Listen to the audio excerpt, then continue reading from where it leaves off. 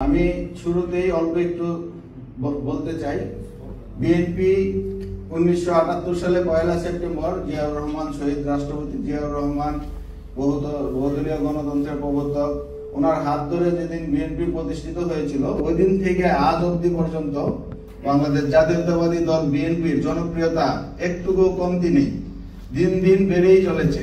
তো আমাদের একটাই মনে রাখতে হবে, আমরা যখন বিএনপির করি, বিএনপির দল করতে আসি বা বিএনপির রাজনীতি করি বা বিএনপির সমর্থক, বিএনপির কর্মী, আমরা বাংলাদেশের যে কোনো জেলা থেকে সবাই একসাথে যখন মিলিত হই, তখন আমরা মনে করি বিএনপি একটা আমাদের পরিবার, আমরা পরিবারের মতো বিএনপিরে ভালোবাসি।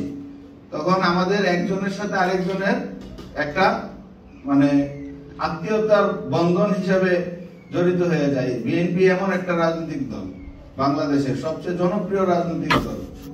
তো বিএনপির বর্তমান ভারপ্রাপ্ত চেয়ারম্যান জনাব তারেক রহমানের দলীয় নির্দেশ ও কেন্দ্রীয় নির্দেশ অনুযায়ী সারা বাংলাদেশে এখন আসন্ন জাতীয় সংসদ নির্বাচন উপলক্ষে সকল নেতাকর্মী এখন নির্বাচন নিয়ে সবাই প্রস্তুতি শুরু হয়ে গেছে।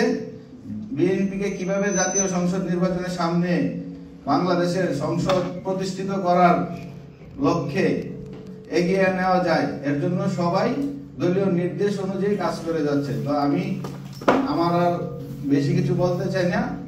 তো যাওয়ার আগে আমি আবার এখানে উপস্থিত সকলকে আবার আমার আন্তরিক শুভেচ্ছা ও ধন্যবাদ জানাই। আজকে সবাই এখানে উপস্থিত হওয়ার জন্য।